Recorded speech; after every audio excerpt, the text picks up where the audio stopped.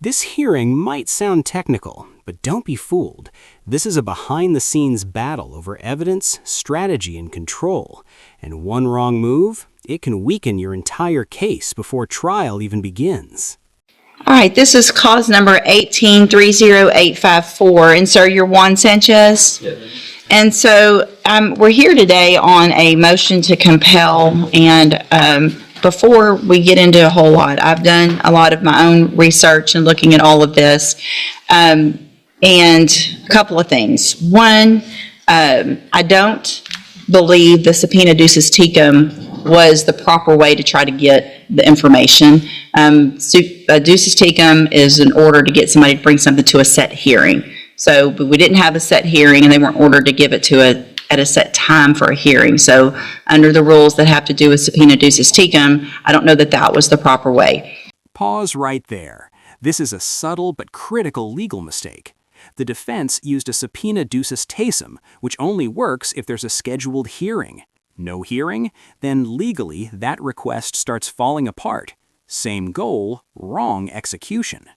I do think you're entitled to some of that information as a defense attorney. If we're going to base decisions on, if I'm going to base decisions on things that probation have in their file and that they're just going to tell us, I do believe that you are entitled to some of that information. I think the proper way to do it would be to make that request through the district attorney's office for discovery. And then for you, Mr. Nichols, to make those requests. And then I would approve you guys giving whatever records are requested within reason. If you have, I don't know what would necessarily be any type of work product that would not be discoverable, but if you think that there's something that is particularly not discoverable, let Mr. Nichols know that, Mr. Nichols let me know that, then we could worry about maybe a motion to compel and whether or not I think those things are or are not. But lab results, testing, money owed, all of those types of things, I think are probably discoverable and something that Mr. Franklin needs. I just don't think this was the... I agree, Judge. Any of the things that pertain to, well, I do think it's discoverable. In this case, it's all allegations on the motion are based on arrest out of county. And so his attendance record and all that, I don't know why we're subpoenaing the entire... Now, here's the tension. The state is basically saying, why are we digging through everything when the case is about a specific new offense? Meanwhile, the defense is thinking long game, build the full picture, not just the allegation. So who's right here? Probation file, when it's not even part of the allegations for the motion. May I respond, Your Honor? Well, let him finish, yes. He did subpoena Wharton County records, so a representative from probation down there came in today for this hearing. I have no problem with getting him all that stuff. A lot of it's not in my possession. The out-of-county offense reports and things like that, I don't have yet. I would have them if we move towards a hearing where I prove up those allegations, and they, of course, will be provided beforehand. And again, I don't think he's not entitled to have all that stuff. So Sure. I kind of agree with you. I don't want to subpoena directly to those agencies was the proper way to do this. And Mr. Franklin did make just a standard discovery request at the onset of his involvement, which was early May. I don't have anything really responsive to that at this point. Okay. So obviously, if it's based on a new offense out of another county, that's something you'll need to work towards getting and get that to Mr. Franklin. And so that needs to take place as quickly as possible. Let me look at the motion itself. Because I don't know, I guess, Mr. Franklin, if there's not an allegation in the motion to revoke with regard to certain administrative violations and there isn't an allegation, then why would you, what is your argument that that would be relevant or discoverable? Your Honor, my client is wanting to stay on probation, and the court may take into consideration his performance while on probation, including his payments, his report, and everything else. So as part of determining the motion to revoke, it is relevant to look at his performance while on probation, particularly when he is requesting to stay on it. And he's been on probation nearly 6 years, I think over 5.5 years, nearly 6 years. This is a classic defense move. Shift the focus from the accusation to the person. 6 years on probation, that's not nothing. They're trying to turn history into leverage. Judge, don't just look at the mistake, look at the effort. years, and that performance will be helpful in determining or mitigating whether he stays on probation or if the court decides that he goes off of probation, and perhaps mitigating any potential sentence. Okay, And I don't disagree. I don't disagree. So, again, though, I think the way to do it would be to make that request. I mean, and I don't know what conversations y'all have had, but make the request. I think coming at it aggressively might not be the way to do it. Sometimes you get more with honey than otherwise. So make the request to Mr. Nichols. If he says no, then let's go through what we need to go through. But let's try to do this amenably. The duces tecum is not the way to do it unless it's set for a hearing. That's just the rules of evidence. And Yes, Your so Honor. that's not the way we're going to do the it. duces tecum was set for the day that it was initially set for a hearing, and it did specify that date for the hearing, I believe. And we ended up moving the hearing date because of conflict. And Judge, I'd ask Ms. LeBeau to go ahead and get everything together to turn over. I mean, yeah, There was something that the court was ordering her not to turn over. I don't think on this list that there are, I mean, is there anything that y'all specifically had an issue with? Ms. LeBeau, is there, or do you have any concerns you want If there's, to make the court aware of?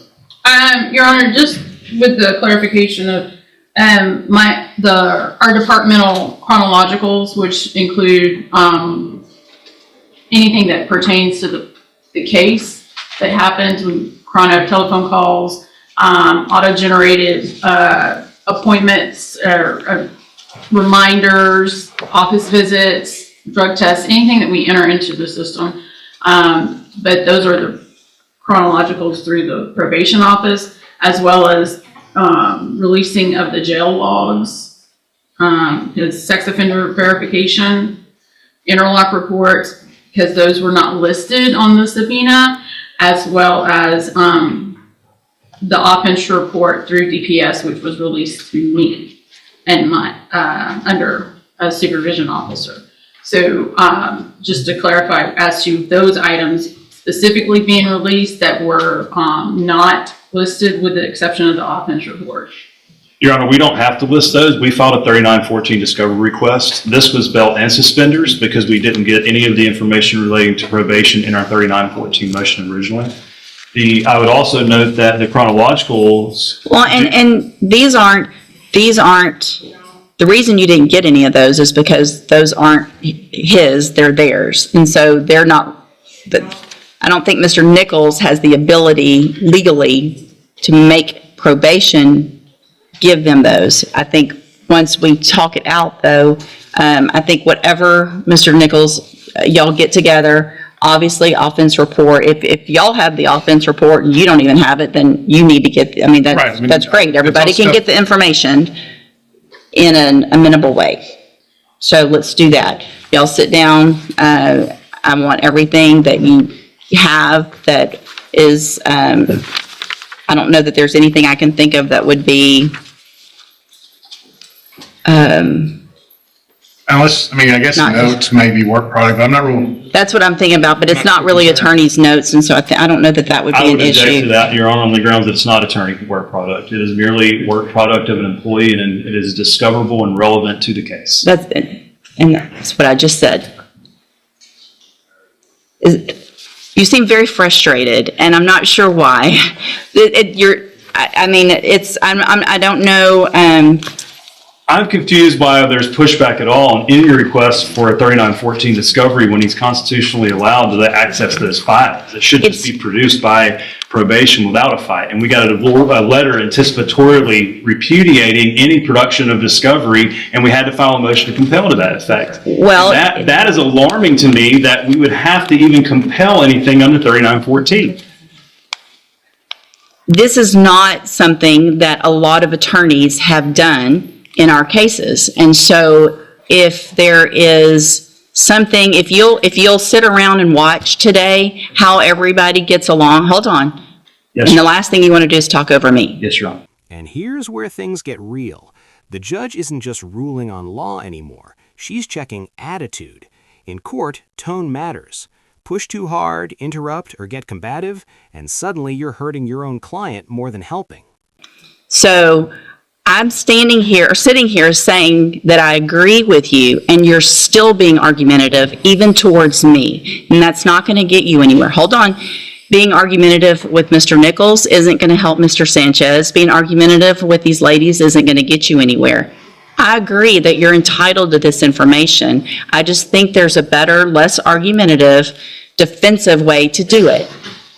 They were told to do what they were told to do because their understanding of the law is what it is. So I don't disagree that we needed to all get together, but it just needs to be taken down a notch. So I want this stuff turned over to Mr. Nichols, and then Mr. Nichols will turn it over as discovery. I'm not going to have probation start turning it over to individual attorneys in cases, because I think the proper way to make sure it's in the portal, that everybody knows what the discovery is that they've received, so that it's electronic when you sign your any type of documentation, whether it's at a hearing or a plea or a trial of what you've discovered, that it goes through that portal so everybody knows what everybody's got. So y'all get it to Mr. Nichols. Mr. Nichols will put it in the portal, and then you will get it. Once you get that, if there's something that you think is not there, then contact us. We'll have a hearing if necessary. Contact Mr. Nichols. Hey, what about this? If it exists and he says no, then let's have a hearing about it. Okay? So y'all get that done, and then we'll reset the case for just an announcement in what, couple weeks or so? Fine with that? Yeah, that should be fine, Judge. We'll be able to Okay. get everything scanned in and provided through the portal. Perfect, thank you. All right, y'all are all excused. You needed? I'm sorry?